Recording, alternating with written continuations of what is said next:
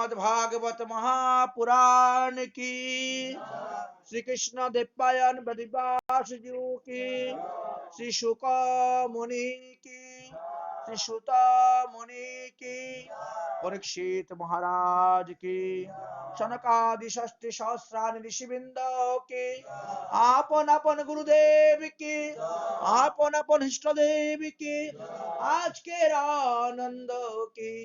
जय जय श्री राधेश्याम निताई गौर सीतानाथ प्रेमानंदे हरि हरि बोल। सुधी भक्तबृंदगण, আসন্ন মৃত্যুগ্রস্ত মহারাজ পরীক্ষিতের সভাতে গিয়ে সুখদেব গোস্বামী যেভাবে ভাগবত সপ্তাহ জ্ঞানযজ্ঞ করেছিলেন, সেই ক্রম অনুসারে আজ তাহার চতুর্থ দিবস।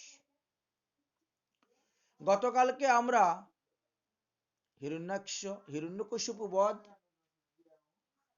এবং ভগবানের নরসিংহ অবতার পর্যন্ত আস্বাদন করেছিলাম এবং তৎসঙ্গে আমাদের আলোচনার বিষয় ছিল যে প্রহ্লাদের রাজ্য অভিষেক আদি ইত্যাদি। আচ্ছা, এই যে প্রহ্লাদ চরিত্র, এই প্রহ্লাদ চরিত্রটা কে বলছেন? দেবর্ষি নারদ বলেছেন। কাকে বলেছিলেন? যুধিষ্ঠির মহারাজকে। যুধিষ্ঠির মহারাজের রাজস্বীয় যজ্ঞ আরম্ভ হওয়ার পূর্বে একটা ধর্মসভা হয়েছিল। কে কি কাজ করবে, কে কি দায়িত্ব নিবে, কে কি গ্রহণ করবে, কিভাবে করলে সুন্দর হবে ইত্যাদি। তো সেই সভায় ভগবান শ্রীকৃষ্ণ ছিলেন, ভগবানের পুত্রগণ, কন্যাগণ, পত্নীগণ সবাই গিয়েছিলেন সেই রাজস্বীয় যজ্ঞে। যতক্ষণ ধরে প্রহ্লাদের চরিত্র কথা বর্ণন করে গিয়েছেন দেবর্ষি নারদ, ততক্ষণ যুধিষ্ঠির মহারাজের মুখটা বড়ই কালো ছিল। তিনি নতমস্তক হয়ে আছেন। দেবর্ষি নারদ প্রহ্লাদের চরিত্র কথা বর্ণন করতেছেন আর সকলের মুখের দিকে তো তাকাচ্ছেন। এখন দেখছেন যে তার মুখটা পুরো শুকিয়ে গেছে। মনে মনে চিন্তা করলেন যে প্রহ্লাদের চরিত্র কথা বর্ণন করতে গিয়ে যুধিষ্ঠির মহারাজের কোনো ক্ষতি করে ফেললাম নাকি আমি? কারণ ভগবানের লীলা কথা শ্রবণ করার পরে তো মানুষের মুখে আনন্দ আসবে, হাসি মাখা মুখ দেখা যাবে, কিন্তু সেইখানে এত দুঃখী তো কেন? তিনি বলেই ফেললেন যে হে ধর্মরাজ, আমি যে প্রহ্লাদের চরিত্র কথা বললাম, এই প্রহ্লাদের চরিত্র কথা বলতে গিয়ে কি আমি আপনার কোনো ক্ষতি করলাম নাকি? না হলে আপনার মুখটা শুকিয়ে আছে কেন? আপনার মুখের উপরে কোনো আনন্দ নেই কেন? ইহার কারণটা কি আপনি আমাকে বলুন। বললেন 5 বৎসরের বালক প্রহ্লাদের ভক্তিটা দেখে আমি অবাক হয়ে গেলাম। যার প্রেমেতে ভগবান বশীভূত হয়ে নরসিংহ রূপে প্রকট হয়ে গেলেন। যুধিষ্ঠির মহারাজ বলছেন, হে দেবর্ষি নারদ, আমার তো 55 বৎসর বয়স হয়ে গেল, কিন্তু আমি আজ পর্যন্ত ভগবানকে পেলাম না, ভগবানের কৃপা পেলাম না। আমি পশুর মতন জীবন যাপন করতেছি। রাজ্যের লোভে, ধনের লোভে, গদ্দির লোভে, সম্পত্তির লোভে আমার আত্মীয় স্বজন ইষ্টি কুটুম্বকে বধ করেছি, ভাইয়ে ভাইয়ে মারামারি করেছি। শুধু বিষয়ের প্রতি আমি ছুটলাম, দৌড়লাম, কিন্তু ভগবানকে পাওয়ার জন্য একটু চেষ্টা করলাম। এই কথা চিন্তা করে আমার মনে এই রকম দুঃখের উপস্থিত হয়েছে। এই জন্য আমার মুখটা শুকিয়ে গেছে, কালো হয়েছে। দেবর্ষি নারদ বলেন, আপনি কি আর প্রহ্লাদ থেকে কম ভাগ্যবান? প্রহ্লাদ তো না হয় একবার মাত্র নরসিংহ ভগবানকে দর্শন পেয়েছে, কৃপা পেয়েছে, আর আপনি শয়নে, স্বপনে, বসনে, ভূষণে, ভুজনে, গমনে, সর্বস্থানে, সর্ব অবস্থায়, সর্বকালে ভগবানকে দর্শন করতেছেন। ভগবান সর্বদা আপনাকে রক্ষা করতেছেন, একবারে ছায়ার মতন আপনার সঙ্গে সঙ্গে ঘুরতেছেন। তো যুধিষ্ঠির কোথায়, কই, না তো, আমি তো কখনো ভগবানকে দেখি নাই। বলে কেন ভগবান দেব না? ভগবান কোথায় আছেন? বলে ভগবান তো আপনার সবার মধ্যেই আছেন। ভগবান শ্রীকৃষ্ণ পট করে মাথাটা নিচু করে দিয়েছেন, পট করে মাথাটা নিচু করে দিয়ে দেবর্ষী নারদকে ইঙ্গিত করছেন, বলবি না, আমি যে স্বয়ং ভগবান, এই কথা বলবি না, ওরা তো আমাকে জানে মামাত্ম ভাই, বাস এতটুকুই থাক, বলবেন। তো যুধিষ্ঠির মহারাজ উঠে দাঁড়িয়ে গেছেন, দাঁড়িয়ে সব কোথায় কোথায় কই ভগবান, আমার সবাই ভগবান আসছেন কোথায়, খুঁজে খুঁজে দেবর্ষী নারদ বলেন ঠিক আছে আপনি বসুন, আপনি বসুন, ভগবানের ইঙ্গিতটা বুঝে নিয়েছেন। যখন তিনি বলতে চেয়েছেন যে ভগবান, এই তো ভগবান, মানে ভগবানকে দেখিয়ে, শ্রীকৃষ্ণকে দেখিয়ে তিনি বলবেন, তখন ভগবান উঠে দাঁড়িয়ে গেছেন, দাঁড়িয়ে বলছেন তুমি কি যে খালি ভগবান ভগবান করতেছ, আরে তাদেরকে একটু বর্ণাশ্রম ধর্মের কথা বলো। এই যে ব্রাহ্মণ, ক্ষত্রিয়, বৈশ্য, শূদ্র, প্রতিটি বর্ণের এক এক প্রকার ধর্ম আছে, তাদের স্বধর্ম তারা যাজন করুক। এই যে ব্রহ্মচর্য, গৃহস্থ, বানপ্রস্থ, সন্ন্যাস, এদের প্রত্যেকেরই ধর্ম আছে। কোন আশ্রমে থেকে কি ধর্ম পালন করবেন এই সমস্ত তত্ত্ব কথা বর্ণন করুন, নারী ধর্মের কথা বর্ণন করুন, তবেই তো তারা জানতে পারবে, আর না হলে যে তাদের অধঃপতন হয়ে যাবে। তারা তো তাদের নিজের ধর্ম সম্পর্কে অভিজ্ঞতা নেই, তারা বুঝতে পারছে না। দেবর্ষী নারদ তখন বর্ণাশ্রম ধর্মের কথা বর্ণন করতে শুরু করলেন, তারপরে নারী ধর্মের কথা বর্ণন করলেন, গৃহস্থদের আশ্রমের প্রতিটি কোন কোন যুগে কি কিভাবে ধর্ম ছিল, কি অধর্ম ছিল, কি করলে জীবের কল্যাণ হয়, কি করলে জীবের অকল্যাণ হবে, সমস্ত বর্ণন করলেন। সুখদেব বললেন হে মহারাজ পরীক্ষিত, এইভাবে দেবর্ষী নারদ তিনি ধর্মের কথা বর্ণন করে গেলেন। যাই হোক, এই বর্ণাশ্রম ধর্ম সম্পর্কে সপ্তম স্কন্ধেতে বিশেষভাবে বর্ণনা আছে।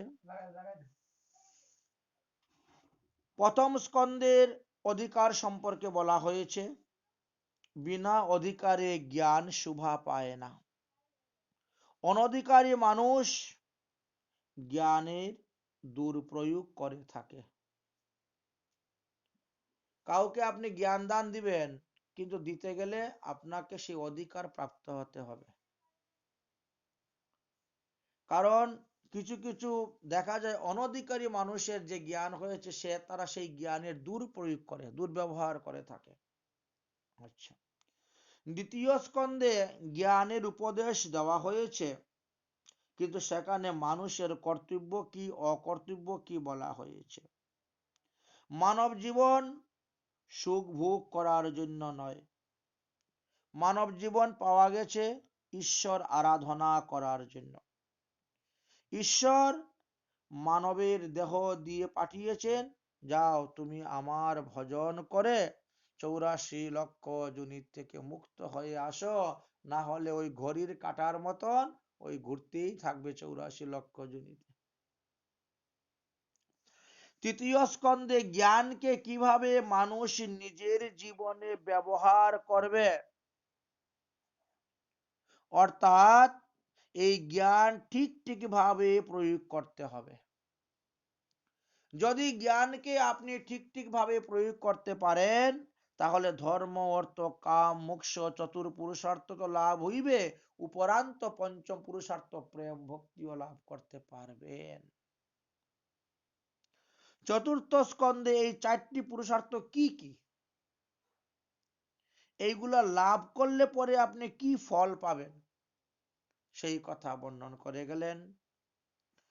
পঞ্চম স্কন্ধেতে জ্ঞানী পরমহংসের কথা বললেন এবং ভাগবত পরমহংসের লক্ষণের কথা বর্ণন করে গেলেন। ষষ্ঠ স্কন্ধতে পুষ্টি মার্গের ভক্তদের কথা আলোচনা করলেন। জীবের উপর পরমাত্মা সর্বদাই অনুগ্রহ করেন,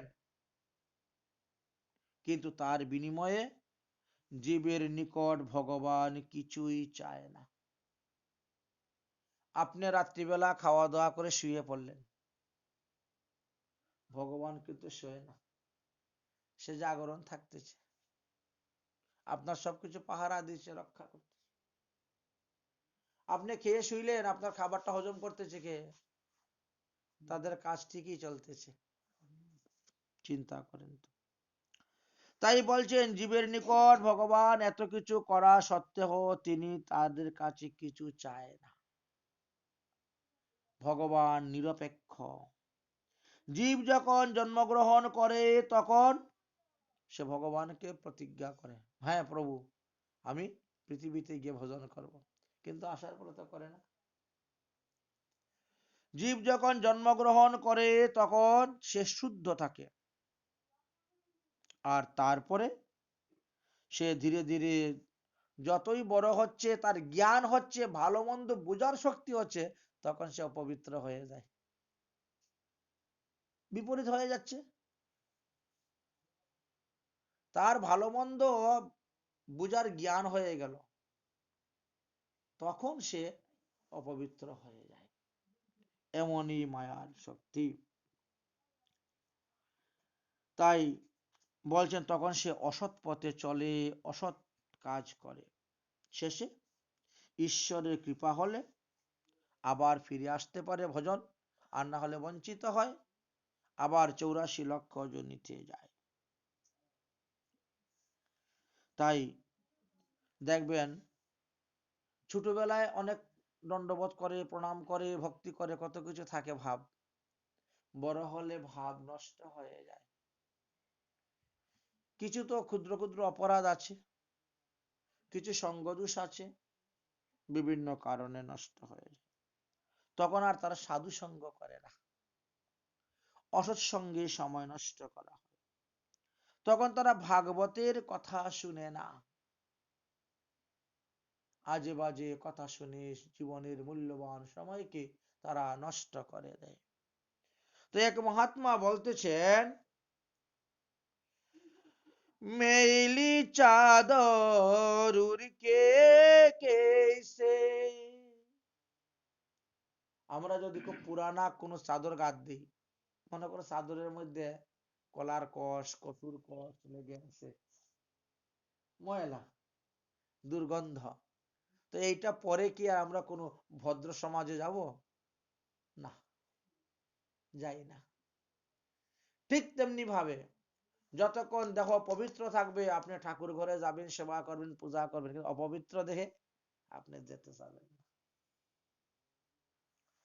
মেইলি চাদর উড়কে কেসে, द्वारे तुम्हारी आऊं, मैली चादर उड़ के कैसे, द्वार तुम्हारी आऊं, हे पवन परमेश्वर मेरी मन की मन शर्माऊं, मैली चादर उड़ के द्वार तुम्हारी आऊं, मैली चादर उड़ के द्वार तुम्हारी आऊं,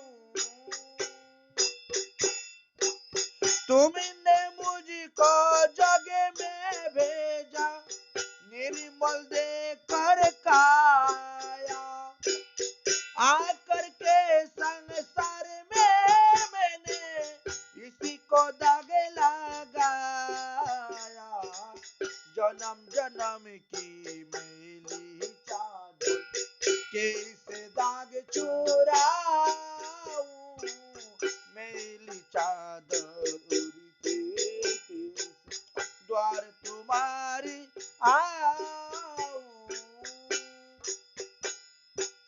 निर्मल बानी पाकर मुझसे नाम न तेरा गाया, नयन मुझ के हे परमेश्वर कबू न तुझको ध्याया, मन बिना की तार सारी टूटी, अब क्या गीत सुनाऊं, मैली चादर उड़ के द्वार तुम्हारी आऊं, इन पैरों से चल कर तेरी मंदिर कबू न आया, जहाँ जहाँ हो पूजा तेरी कबू न शीश झुकाया, हे हरि हर में हरि के आया, अब क्या गीत सुनाऊं, मैली चादर उड़ के द्वार तुम्हारी आऊं। শ্রীমদ্ ভাগবত মহাপুরাণ বললেন, ভগবান আমাদেরকে পবিত্র দেহ দিয়ে পৃথিবীতে পাঠালেন। আমরা যখন অজ্ঞান ছিলাম তখন দেখো আমরা সাত্বিক আহার করলাম, জ্ঞান হলো তখন রাজসিক তামসিক আহার করলাম, তখন তো আরো ভালো করার কথা ছিল। তাহলে এই জ্ঞান তো সেই জ্ঞান নয়, তারা জ্ঞানের প্রয়োগটা জানলে না, তাদের অধিকার প্রাপ্ত হয় নাই। অধিকার বিহীন ব্যক্তির জ্ঞান কোনো কাজে লাগে না। তাই প্রথম স্কন্ধ থেকে আরম্ভ করে ষষ্ঠ স্কন্ধ পর্যন্তই জ্ঞানের কথা বলে গেলেন। সপ্তম স্কন্ধতে এসে বললেন যে জীবের কামনা বাসনার কথা বললেন। প্রহ্লাদ মহাশয়ের সৎ বাসনা ছিল, হিরণ্যকশিপুর অসৎ বাসনা ছিল, আর আমরা তো মানুষ, আমাদের হলো মিশ্র বাসনা, সতে অসতে মিলিত বাসনা।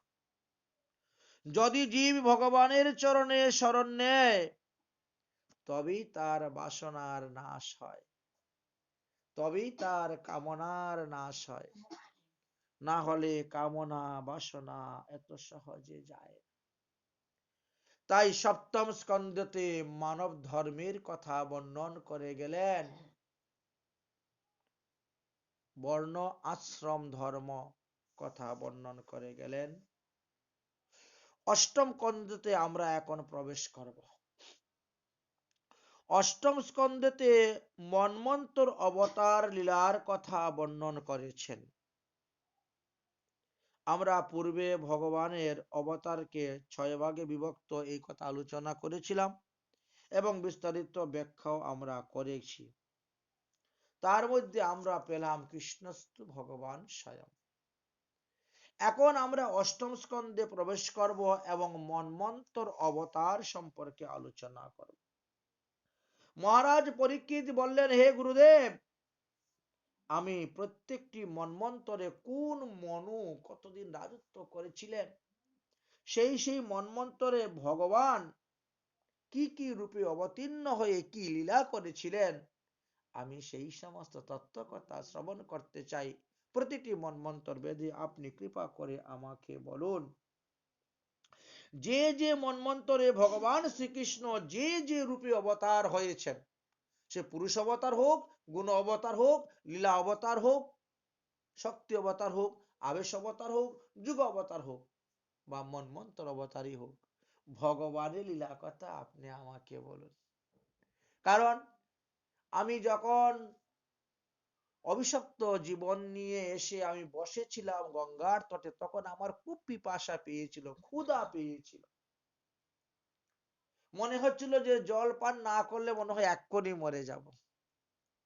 কিন্তু যখন আপনার শ্রীমুখ থেকে ভাগবত কথা শ্রবণ শুরু করলাম, তখন আমার ক্ষুধা পিপাসা দূরে চলে গেল।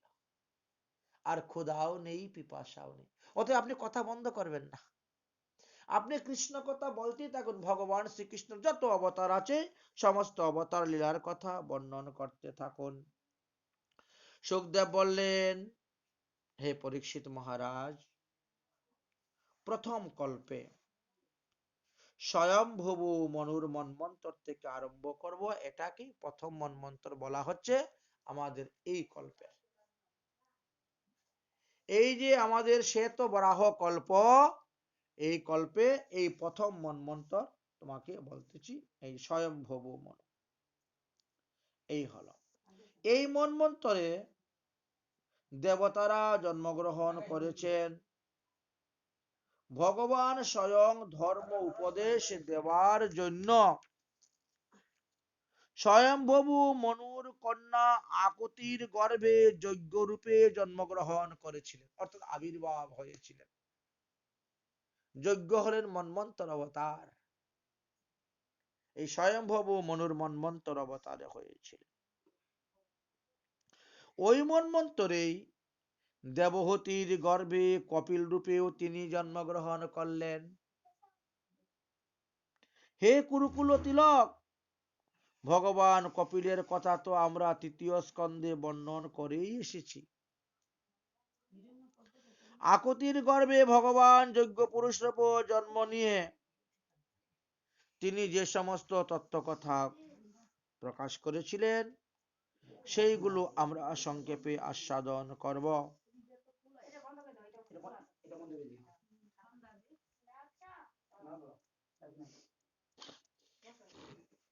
হে পরীক্ষিত, ভগবান স্বয়ংভবু মনু কামনা এবং বিষয়ভোগে আসক্ত হয়ে রাজ্য ত্যাগ করে তিনি ষষ্ঠী শতরূপাকে সঙ্গে নিয়ে তপস্যার জন্য বনে গিয়েছিলেন। সুনন্দা নদীর তীরে তিনি বসে এক পায়ে দাঁড়িয়ে তপস্যা আরম্ভ করেছিলেন। 21 বৎসর ঘোর তপস্যা যখন করেছিলেন, তখন এক রাক্ষস এসেছিল তিনাকে ভক্ষণ করার জন্য। আর সেই সময় ভগবান যজ্ঞ রূপে প্রকট হয়ে গিয়ে সেই রাক্ষসকে বধ করে তিনাকে রক্ষা করেছিল। দ্বিতীয় মন্বন্তরের কথা বলি। দ্বিতীয় মনু হলেন সরুচিষ মনু। তিনি অগ্নির পুত্র ছিলেন। তিনার পুত্র দুমন, সুসেন আদি অনেকগুলা ছিল। এই মন্বন্তরের ইন্দ্রের নাম ছিল রুচন। প্রধান দেবগণ, প্রধান নামে দেবতারা ছিল তুষার প্রমুখ। ঊর্জবশ নামে সপ্ত ঋষিরা ছিলেন।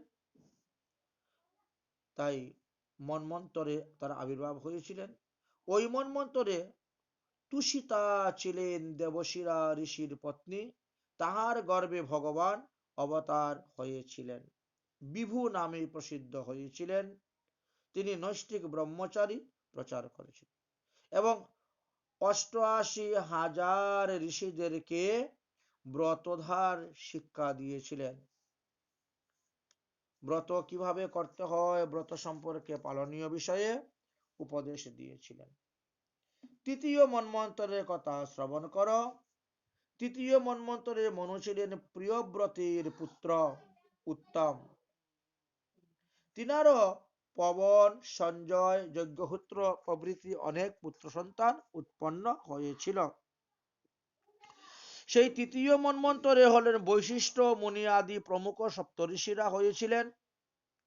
সত্য, দেবসত্য, ভদ্রক আদি দেবতাদের নাম ছিল এবং সেই মন্বন্তরে ইন্দ্রের নাম ছিল সত্যজিৎ। প্রত্যেকটি মন্বন্তরে ইন্দ্র আলাদা, সপ্তঋষি আলাদা, দেবতাদের নতুন নতুন আবির্ভাব হচ্ছেন আলাদা। আচ্ছা, ওই মন্বন্তরে ধর্মের পত্নী সুনতির গর্ভে ভগবান অবতীর্ণ হয়েছিলেন। নাম ছিল সত্যসেন রূপে অবতীর্ণ হয়েছিলেন। সত্যব্রত নামে দেবগণ এবং তাহার সঙ্গে অবতার হয়েছিলেন। তৎকালীন ইন্দ্র সত্যজিতের বন্ধু হয়ে ভগবান সত্যসেন ও সত্যব্রত দৃষ্ট তারা অবস্থান করেছিলেন। তখন যক্ষ রাক্ষস আদি অনেককে বধ করেছে। চতুর্থ মনুর নাম ছিল তামস মনু। তিনি তৃতীয় মনু অর্থাৎ উত্তমের সহোদর ভ্রাতা ছিলেন। তার পৃথু আদি অনেক পুত্র সন্তান উৎপন্ন হয়েছিল 10টি। ওই মন্বন্তরে সত্যক, হরি, বীর নামক অনেক দেবগণ আবির্ভাব হয়েছিলেন। সেই মন্বন্তরে ইন্দ্রের নাম ছিল ত্রিশিকা, ত্রিশিক ইন্দ্র। জ্যোতির্ধর্ম প্রমুখ অনেকেই তিনার সঙ্গে জন্ম নিয়েছিলেন বা তারা সপ্তঋষি নামে পরিচিত ছিলেন। সেই তমস মন্বন্তরে বৃধিতি পুত্র ধৃতি নামে আরো কিছু দেবতা আবির্ভাব হয়েছিলেন। সেই সময়ে বেদকে রক্ষা করিবার জন্য ভগবান আবির্ভাব হয়েছিল, বৈধৃতি বলা হয়েছিল। ওই মন্বন্তরে হরিমেধা ঋষির পত্নী হরিণীর গর্ভেতে ভগবান তাহার তপস্যায় সন্তুষ্ট হয়ে তাহার পুত্র রূপে অবতীর্ণ হয়েছিলেন বলে ভগবানকে হরি নামে ডাকা হইত, হরি অবতার। এবং এই হরি গজেন্দ্রকে কুমিরের মুখ থেকে রক্ষা করেছিলেন। তাহলে এই যে গজকুমিরের যুদ্ধ হয়েছিল এটা চতুর্থ মন্বন্তরে হয়েছিল, আমরা জানতে পারলাম। আচ্ছা, চতুর্থ মন্বন্তর। পরীক্ষিত মহারাজ জিজ্ঞাসা করলেন, হে গুরুদেব, কি কারণে গজ এবং কুমিরের মধ্যে যুদ্ধ হয়েছিল? আপনি কৃপা করে আমাকে বলুন, আমি শ্রবণ করতে চাই। সুখদেবজি বলিলেন, হে মহারাজ পরীক্ষিত, ক্ষীরসাগর পরিবেষ্টিত ত্রিকুট নামে একটি পর্বত আছে। সেই পর্বতের উপরে এক বিশাল সরোবর ছিল, যে সরোবরের মধ্যে পদ্মফুল ফুটত। চতুর্দিকে অন্যান্য আরো বৃক্ষরাজ ছিল, খুব সুন্দর জায়গা। সেই সরোবর থেকে অনতি দূরে পাহাড় তো, একটি গজরাজ বাস করতেন, মানে সমস্ত হাতির রাজা, তাকে গজরাজ বলা হয়েছে। তার শরীরের মধ্যে 10,000 হাতির বল ছিল, এত শক্তিশালী ছিল। একবার কি হয়েছে, বৈশাখ জ্যৈষ্ঠী মাসে খুব গরম পড়েছে, আর সেই গরম সে সহ্য করতে না পারে সে তার পত্নী, পুত্র, কন্যা সবাইকে নিয়ে ওই সরোবরে নেমেছে, জল খেলি করবে, স্নান করবে। তাদেরকে নিয়ে জল খেলি করতেছেন, স্নান করতেছেন। এমত অবস্থায় দেখা গেল একটা কুমির এসে তিনার পায়ের মধ্যে ধরল। কুমিরটা যখন এসে উনার পায়ের মধ্যে ধরেছে তখন তিনি চিৎকার মেরে উঠেছেন, ওরে আমাকে কুমিরে ধরেছে। যেই বলছেন এই কথা, স্ত্রী, পুত্র, কন্যা তারা তাড়াতাড়ি সেই সরোবরের তীরে উঠে গেছে। এবার হাতি আর কুমির এই দুজনের মধ্যে শুরু হলো লড়াই, মানে টানাটানি। হাতি চাচ্ছে আমি ডাঙ্গায় উঠে যাব কুমিরকে নিয়ে, আর কুমির চাচ্ছে আমি ধরেছি তোমাকেও জলের নিচে ডুবিয়ে একদম কাদার ভিতরে ডুবিয়ে রেখে দিব। কাদার ভিতরে শুরু হলো টানাটানি। গজ এবং কুমিরের যুদ্ধ 1000 বৎসর হয়েছিল, তথাপিও কেউ কাউকে পরাজিত করতে পারছেন না। জলে থেকে কুমিরের সঙ্গে যুদ্ধ করে তো পারা যায় না, চেষ্টা করছেন কিন্তু পারছেন না। ধীরে ধীরে ধীরে ধীরে তিনি আরো গভীর জলে প্রবেশ করতেছেন। তখন তিনি পুত্র এবং কন্যাগণকে বলতেছেন, স্ত্রীকে বলতেছে, রে তোমরা আমাকে একটু ধরো রে, সাহায্য করো রে, আমি তো একা পারছি না। পুত্র কন্যা বলছে, বাবা তোমার শরীরে তো 10,000 হাতির বল, তথাপিও তুমি কুমিরের সঙ্গে পারছো না। আমরা যদি জলে নামি তাহলে তো আমাদের কাম শেষ, কুমিরে খেয়ে নিবি আমাদের। আচ্ছা, আমরা ডাঙ্গার থেকে চেষ্টা করতেছি, লেজের মধ্যে সুর দিয়ে ধরে টানতেছে, পিতাকে উঠাবে, পারছেন না। বেশ কিছুক্ষণ টানাটানি করার পরে তারা এবার জঙ্গলের দিকে রওনা হয়ে গেছেন। তাদের খাওয়া দাওয়া করতে ক্ষুধা লেগে গেছে। কিরে তোরা চলে যাচ্ছিস? বলে এতক্ষণ তো টানাটানি করলাম, এখন তো আমাদের খুব ক্ষুধা লেগে গেছে, এই জন্য আমরা একটু গিয়ে ঘাস টাস খেয়ে আসি। তো ছেলের সঙ্গে মেয়ের সঙ্গে হস্তি নিয়ে চলে যাচ্ছেন, স্ত্রী চলে যাচ্ছেন। এ কি গো, তুমি চলে যাচ্ছ? আমি যে অগ্নি সাক্ষী করে, সূর্য সাক্ষী করে, ব্রাহ্মণ সাক্ষী করে, সমাজ সাক্ষী করে তোমাকে বিয়ে করলাম, অর্ধাঙ্গিনী করলাম, আর আমাকে এইরকম বিপদের মধ্যে ফেলে রেখে তুমি চলে যাচ্ছ? স্ত্রী একটু লজ্জা পেয়ে গেল। ছেলে মেয়েদেরকে বলে, যা তোরা বেশি দূরে যাস না, বুঝে গেল আবার বাঘ টাক ভাল্লুকের ভয় আছে, তো এই আশেপাশেই একসঙ্গে মিলে খাওয়া দাওয়া কর, আমি একটু দেখি চেষ্টা করে। উনিও কয়েক ঘন্টা টানলেন, টানার পরে দেখা যায় আর পারছেন না, আরো ভিতরে চলে যাচ্ছে, ছেড়ে দিলেন। ছেড়ে দিয়ে তিনিও হাঁটতে শুরু। কি তুমি চলে যাচ্ছ?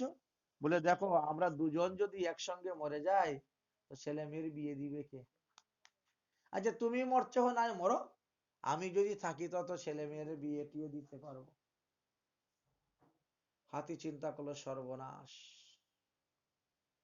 কার জন্য এত কষ্ট করলাম, মাথার ঘাম পায়ে ফেলে কত দূর থেকে খাবার সংগ্রহ করে এনে এনে ছেলে মেয়েকে ঘরে বসে খাওয়ালাম। ছোট বাচ্চা, কলা গাছ নিয়ে আসি, ফল নিয়ে আসি, ডাল ডুল ভেঙ্গে নিজে না খেয়ে পরিশ্রম করে ঘরে বসে খাওয়াইয়ে বড় করলাম, আর আজ আমি একটা বিপদে পড়লাম, তারা কেউ আমার সঙ্গে। তখন তিনি চিন্তা করলেন, তাহলে ভগবানের শরণাপন্ন আমার হতে হবে। স্ত্রীর উপর ভরসা করে বসে থাকলে হবে না, ছেলের উপর মেয়ের উপর ভরসা করে বসে থাকলে হবে না। আমি পাপ করব, অন্যায় করে, অধর্ম করে টাকা নিয়ে আসব, ছেলের জন্য ঘর বানিয়ে দিব, ব্যাংক ব্যালেন্স করে দিব, গাড়ি করে দিব, দিয়ে মরে গেলাম, ছেলে গয়া থেকে পিন্ডি দিয়ে আমার উদ্ধার করবে, ওই আশা নিয়ে বসে থাকবেন না, তাহলে ভুল করবেন। ছেলে আপনার বিষয় সম্পত্তি ভোগ করবে, আর আপনাকে আপনার পাপের ফল ভোগ করতে হবে, হাজার হাজার বৎসর, লক্ষ লক্ষ বৎসর নরকে গিয়ে পৌঁছতে হবে।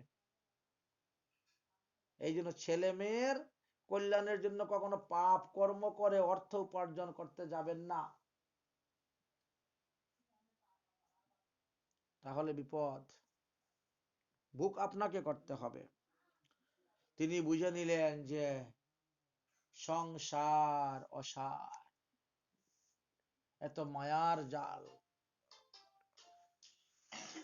তারা আজ কেউ আমার সঙ্গে দিল না। তখন তিনি ভগবানের চরণে শরণাপন্ন হলেন। शरण में आई हम हे तुम्हारी, दया करो हे दयाल होरी। शरण में आई हम हे तुम्हारी, दया करो हे दयाल होरी। सामाल बिगिरी दशा हमारी, सामाल बिगिरी दशा हमारी, दया करो हे दयाल होरी। दया करो हे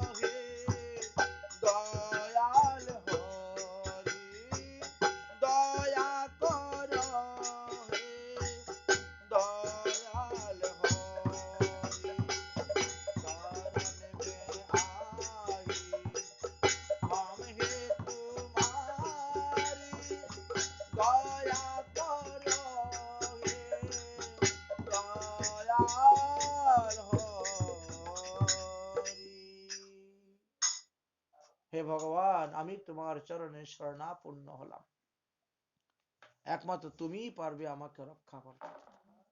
আমরা মনে করি আমরা আছি ভূলোকে, ভগবান শ্রীকৃষ্ণ আছেন গোলোকে। কত দূর! গোলকের পরে বৈকুণ্ঠ, বৈকুণ্ঠের পরে ব্রহ্মলোক, ব্রহ্মলোকের পরে কাশী, তার মানে কৈলাস, তারপর স্বর্গ, তারপরে আমরা বাবা আমরা কত নিচে আছি। এত দূর ভগবান, তো ভগবানকে ডাকলে কি আর পাওয়া যাবে? এত দূর তো আমার ডাক পৌঁছাইবেই না। বরং আমার ছেলে তো আমার পাশে আছে, মেয়ে আমার পাশে আছে, স্ত্রী আমার পাশে আছে। এই জন্য আমরা তাদেরকে ডাকি, আমরা তাদের ভজন করি, তারা এসে আমাকে উদ্ধার করবে, আমাকে দেখবে, রক্ষা করবে। ভগবানকে ডাকি না, ভগবান শরণাপন্ন হয়। দ্রৌপদীর বস্ত্রহরণের দিকে তাকিয়ে দেখেন, আমরা বর্তমানে যে ভুল করে যাচ্ছি, দ্রৌপদীও সেই ভুলই করেছিল। প্রথমে মনে করলো যে দুঃশাসন আমাকে কি করবে, দুর্যোধন আমাকে কি করবে, আমার পঞ্চস্বামী আছে, ওখানে বসে আছে, এই ছেড়ে দে চুলের মুঠ, চুলে ধরে নিয়ে যাচ্ছিস, দেখবি তোর অবস্থা কি হয়। নিয়ে গেল, কিছুই করলো না, পঞ্চস্বামী। এই দুর্যোধন কত কটু বাক্য বলল, বেশ্যা বলে পর্যন্ত গালি দিল, কিন্তু পঞ্চস্বামী তো পাশা খেলা হেরে গেছে, মাথা নত হয়ে বসে। আচ্ছা, স্বামীরা হেরে গেছেন বলে স্বামীরা আমাকে রক্ষা করতে পারছে না, পিতামহ ভীষ্ম তিনি তো আর ছাড়বেন না, তিনি তো নিশ্চয়ই বলবেন। কিন্তু তিনিও মাথা নত, কারণ দুর্যোধনের অন্ন খাচ্ছেন না, যার নুন খাবে তার তো গুণ গাইতে হবে কিছু, সে অন্যায় করলে সহ্য করতে হয়। বলে যে গাই দুধ দেয় তার লাঠিটা সহ্য করতে হয়। হ্যাঁ। আচ্ছা, দ্রোণাচার্য তিনি তো গুরু, তিনি তো নিশ্চয়ই বলবেন। ও মা, তিনিও কিছু বলছেন না। আচ্ছা, কেউ না বলে রাজা তো তার নীতি অনুসারে বিচার করবে। ধৃতরাষ্ট্র তো যেমন জন্ম অন্ধ, তেমন তো পুত্র অন্ধ। পুত্র অন্যায় করে যাচ্ছে, উনি তো কিছু জানি শুনে কিছু বলেন না। তখন চিন্তা করলো, যা, কেউ যদি রক্ষা না করে আমি নিজেকে নিজে রক্ষা করবো, আমিও তো ক্ষত্রিয়, আমি তো বীরাঙ্গনী। পারলো না নিজেকে নিজে রক্ষা করতে, তখন দুই হাত তুলে গোবিন্দকে ডাকলো। আরে বাবা, আগেই যদি গোবিন্দকে ডাকতে, তাহলে মাথার থেকে কাপড়টা নিচে নামাতে পারতো না দুঃশাসন। ভুলটা তো আমরা এই জায়গায় করে বসে আছি। তারপরে ছেলে মেয়েদের নাম দেখেছো কি? ওরে বাবা, কুষ্টি বিচার করতে গেলে দেখা যায় এক একজনের নামের কোনো অর্থই নাই, মাথা মুন্ডু নাই।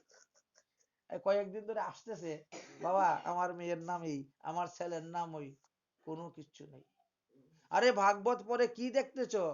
অজামিল তার পুত্রের নাম নারায়ণ রেখে উদ্ধার হয়ে গেল, আর তোমরা কি উল্টা পাল্টা নাম রাখো। যাই হোক, তাহলে যতক্ষণ পর্যন্ত মানুষ নিজের বলের উপর, নিজের বুদ্ধির উপর ভরসা রাখবে, ততক্ষণ পর্যন্ত ভগবত কৃপা হবে না। দেখেছ, দ্রৌপদীর হয়েছে কখন? যখন নিজের উপর ভরসা ছেড়ে দিয়েছে। ঠিক তেমনি ভাবে আপনারা কিন্তু এই ভুল করতে যাবেন না যে আমি মরলে পরে ছেলে তো আমার অষ্টপ্রহর কীর্তন দিয়ে দিবে, বৈষ্ণব সেবা দিয়ে দিবে, গয়া থেকে পিণ্ডি দিয়ে দিবে, আমি উদ্ধার হয়ে যাব। সুতরাং পাপ কর্ম করে টাকা রোজগার করে ছেলের জন্য যদি পাঁচতলা বানিয়ে দিতে পারে, ভালোই তো, ক্ষতি কি আছে? উদ্ধার করে করবই। হ্যাঁ, এই ভুল করতে যাবেন না। এই জন্য আমরা এই দৃষ্টান্তটা এখানে দিলাম। তৎসঙ্গে আমরা আরো একটা দৃষ্টান্তের কথা বলি, শুনুন, কারণ এটা জ্ঞানযোগ্য, তো একটু জ্ঞান হবে। এক সাধু মালা জপ করে করে করে করে উনি হেঁটে যাচ্ছেন, তীর্থ ভ্রমণে বেরিয়েছেন। তো তো তীর্থ ভ্রমণ করতে করতে একটা নদীর ধার দিয়ে হেঁটে যাচ্ছেন মালা জপ করে করে। এতই মালাতে তিনি নিষ্ঠা, তিনি মালা জপ করে যেতে যেতে এক ধূপা কাপড় ধুয়ে নদীর তীরে মেলে দিয়ে এর উপরে হেঁটে চলে যাচ্ছে। এখন ধূপা দেখে তো মাথা রয়েছে, এই মাত্র কাপড়টা ধুয়ে দিয়েছি, আর যে সাধুটা পা দিয়ে হেঁটে চলে নোংরা হয়ে যাচ্ছে না? আবার ধুইতে হবে, আবার নীল দিতে হবে, আবার উদু দিতে হবে। ও তো নদীর থেকে চিল্লাচ্ছে, ও সাধু বাবা, ও সাধু বাবা, আরে আমার কাপড় নষ্ট করে দিচ্ছ, কাপড় তুমি হেঁটে যাচ্ছ কেন? সাধু বাবা তো মালায়, ওনার তো বাইরে কোনো লক্ষ্য, উনি কি ঘাসের মধ্যে পড়া দিচ্ছে না কাপড়ে পড়া দিচ্ছে সেদিকে লক্ষ্য নেই। এখন ওই ধূপা যে লাঠি দিয়ে কাপড় পিঠে, সেই লাঠি হাতে নিয়ে এখন ছুটছে ফাওয়াদে। সাধু বাবা কি দেখে নি? ভগবান বৈকুণ্ঠে বসেছেন, সকালবেলা মা লক্ষ্মী উনাকে সেবা দিচ্ছেন। নারায়ণ সেবা করতে বলছে, লক্ষ্মী আরে তুমি জল দাও, জল দাও, আমি হাত ধোই। বলে কেন? বলে আমার এক ভক্তকে মারার জন্য এক ধূপা লাঠি নিয়ে যাচ্ছে, সে আমার নাম করে করে যাচ্ছে, নামের প্রতি তার এতই নিষ্ঠা, সে মাটির মধ্যে পা দিচ্ছে না, ঘাসে পা দিচ্ছে না, কার কাপড়ে পা দিচ্ছে সেই দিকে তার লক্ষ্য নেই। অতএব আমার ভক্তকে মারতে যাচ্ছে ধূপা, আমি তাকে রক্ষা করব। তাড়াতাড়ি জল হাতে নিয়ে গরুরের পৃষ্ঠে বটেই বসেই ভগবান রওনা হয়ে গেছেন বৈকুণ্ঠ থেকে ভক্তকে রক্ষা করার জন্য।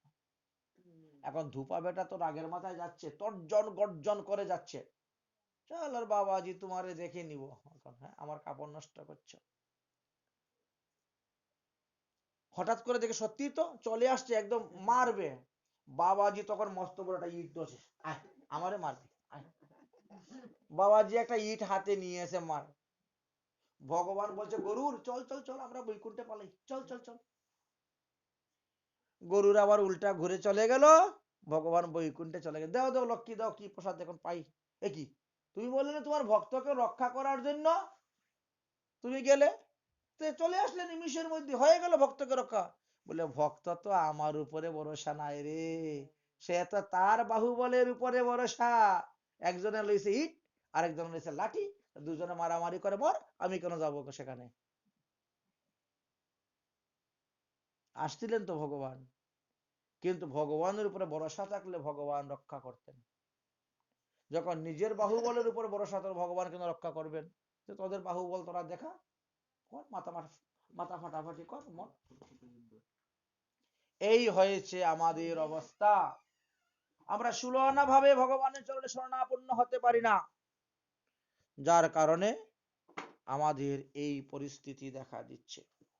যাই হোক, এই গজরাজ কিন্তু সুলনা ভাবে ভগবানের চরণে শেষে শরণাপন্ন হয়ে গেল, কারণ তখন তেনার কান ডুবে যাচ্ছে, নাক ডুবে যাচ্ছে, আর থাকা যাচ্ছে না।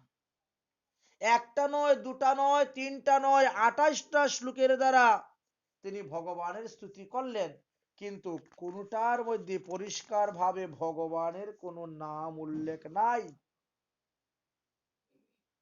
স্তুতি যখন পাঠ করতেছেন, ব্রহ্মা মনে করছে মনে হয় আমাকে ডাকতেছে, উনি ওনার বাহন নিয়ে এসে উপস্থিত, আর না, এই শ্লোকের মধ্যে তো আমার নাম নাই, বসে আছেন, যখন আমাকে ডাকবে আমি তাকে উদ্ধার করব। মহাদেব আসছেন, পার্বতী আসছেন, লক্ষ্মী আসছেন, গণেশ আসছেন, কার্তিক আসছেন, সব দেবগণ আপন আপন বিমান নিয়ে আকাশের মধ্যে তারা বসে আছেন। আমার নাম ডাক দিলেই আমি গিয়ে তাকে ধরে উদ্ধার করব, আমার নাম ডাকলে আমি তাকে উদ্ধার করব। কিন্তু ভগবান এত দয়াময়, তিনি বলেন যে শ্লোকের মধ্যে কারো নাম নাই সেখানে আমার নাম আছে, আমার নাম আছে। অতএব গরুর চলো আমি তাকে রক্ষা করার জন্য যাব। তাহলে চিন্তা করেন তো, গজেন্দ্রকে রক্ষা করার জন্য ভগবান স্বয়ং রওনা হয়েছেন। গজেন্দ্রর জীবনের শেষ মুহূর্ত, সে কি করলো? সারা জীবন যাই করেছি, শেষ মুহূর্ত তো সে ওই সুর দিয়ে একটা পদ্ম ফুল ধরেছে, ধরে গোবিন্দায় নমঃ মেরে দিয়েছে উপরে। হে গোবিন্দ হে গোপালা अभित जीवन हार हे गोविंद हे गोपाल अभित जीवन हार हे निरपीबत हेतु आया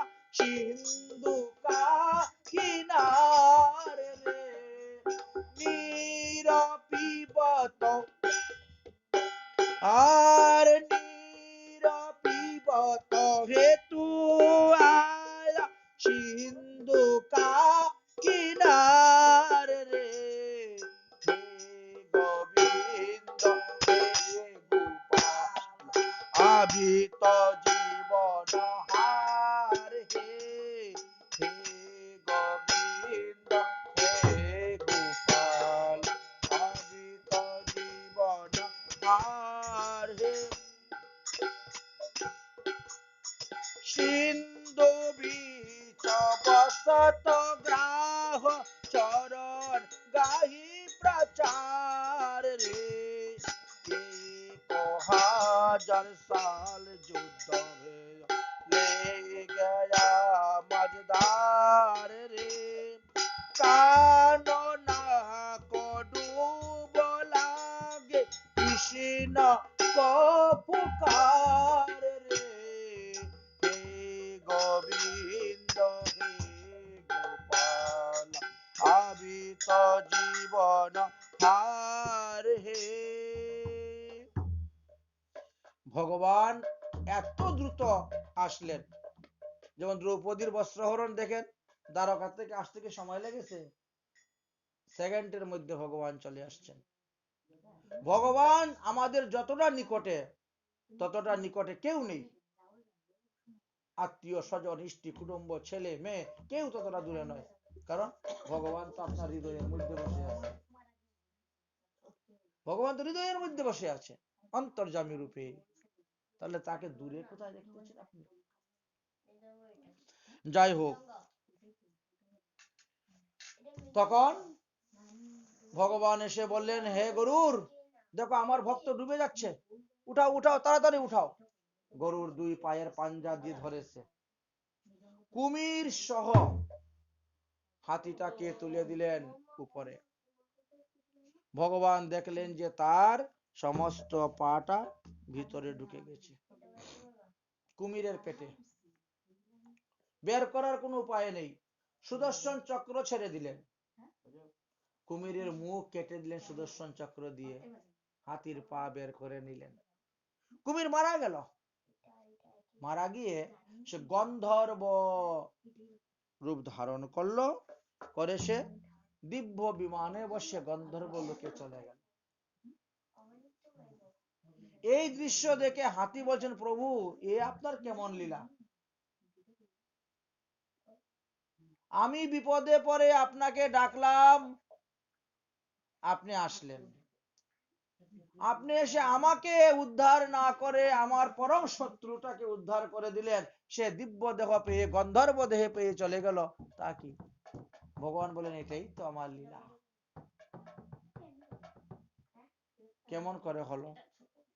আমি তো হাতি, সারা জীবন আমি শাকাহার করেছি। শাকাহার করেছি না হাতি? গাছের পাতা খেয়েছি, খেয়ে জীবন। আর আপনি আমাকে উদ্ধার করলেন না। অথচ এই কুমির সারা জীবন মৎস্য মাংসাদি খেয়েছে, কত গরু ছাগল মেরেছে, কত মানুষকে মেরেছে, আর আপনি তাকে আগে উদ্ধার করে দিলেন। এ আপনার কেমন লীলা? তখন ভগবান বলছেন, দেখো আমি যে বলছি, যে আমার ভক্তের চরণ আশ্রয় করে আমি তাকে আগে উদ্ধার করে দিই। তুমি তো আমার ভক্ত, তুমি শাকাহার করেছ, তুমি আমাকে ডেকেছো 28টা শ্লোকেতে, তুমি আমার চরণে শরণাপন্ন হয়েছে। আমি যে ভক্ত, শাস্ত্রে বলছি, ভক্ত রজপদ, ভক্ত পদ জল, ভক্ত ভুক্ত অবশিষ্ট, তিনি ভক্তির ফল। তাহলে এই যে শাস্ত্র বাক্য, এই শাস্ত্র বাক্য তো মিথ্যা হবার নয়। সুতরাং এই জন্য আমি তোমার আগে আমি তাকে উদ্ধার করে দিয়েছি, অবশ্য তোমাকেও উদ্ধার করব। ভগবান শেষ পর্যন্ত তাকে উদ্ধার করে দিলেন। এখন কথা হলো, এই দৃষ্টান্তের সঙ্গে যদি আমরা আমাদের সংসারের কথা আলোচনা করি তাহলে কি পাবো? এই এই জন্য অনধিকারী ব্যক্তি জ্ঞান লাভ করলেও কাজ হয় না। দেখেছেন, বাজনা বাজিবার জ্ঞান আছে না, বাজায়, অনধিকারী যে, এই জন্য অধিকার প্রাপ্ত যারা চুপচাপ বসে থাকতো। অনধিকারীর ব্যক্তির জ্ঞান কোনো কাজে লাগে না, হিতে বিপরীত হয়ে যায়। এই সংসার হলো একটি সরোবর, আর পৃথিবীর সমস্ত জীবকে হাতি আর কুমিরের সঙ্গে তুলনা দিয়েছে। হাতির সঙ্গে তুলনা, অজ্ঞান। আর কুমিরকে তুলনা দিয়েছেন কালের সঙ্গে। কাল, এই যে অতীতকাল, বর্তমান কাল, ভবিষ্যৎ কাল, এই কালের সঙ্গে তুলনা দিয়েছেন। কুমির যেমন হাতির পা ধরেছে, তেমনি যখন মৃত্যুদূত আসবে তখন সর্বপ্রথমে তোমার পা ধরবে।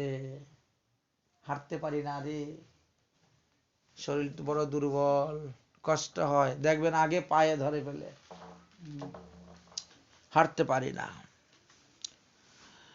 পা যদি শক্তিহীন হয়ে যায় তাহলে সাবধান হয়ে যাও যে মৃত্যু আমার নিকটে, আমি আর বেশি দিন বাঁচব না।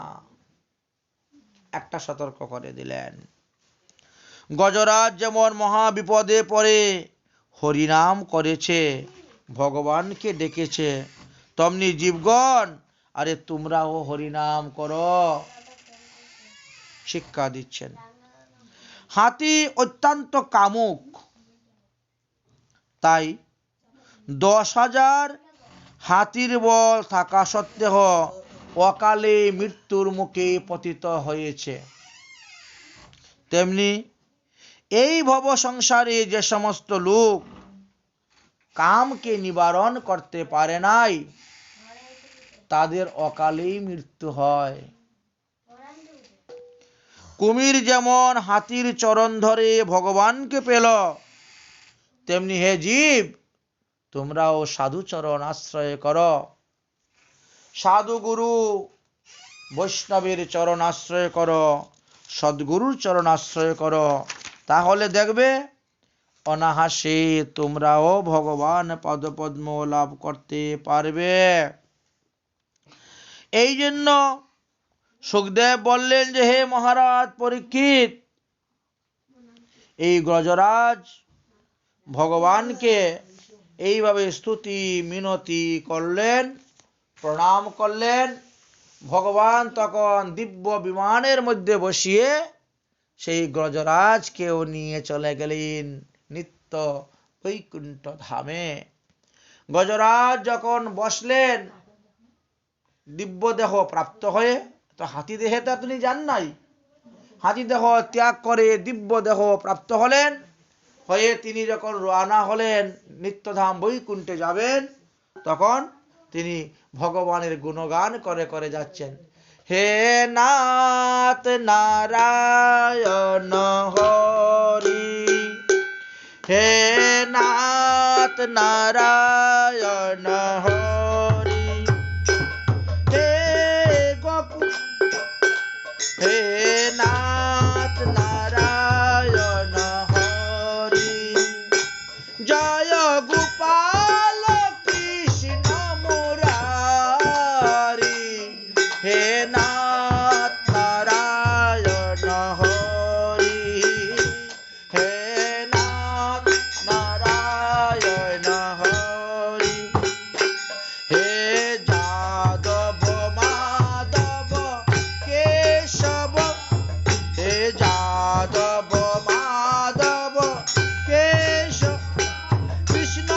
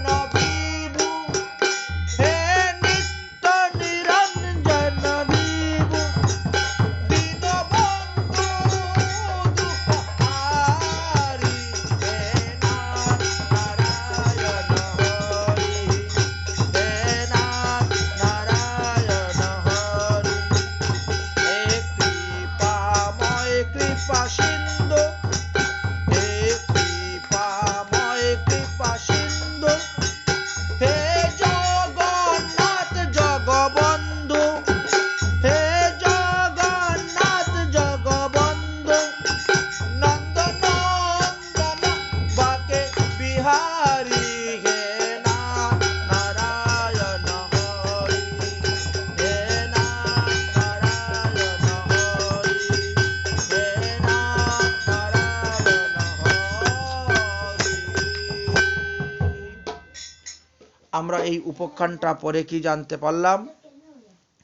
এই গজকুমির উপখ্যান থেকে জানতে পারলাম যে ভক্তি মহারানীর কতটা শক্তি। ভক্তি তো ভগবানকে আকর্ষণ করে নিয়ে আসছেন।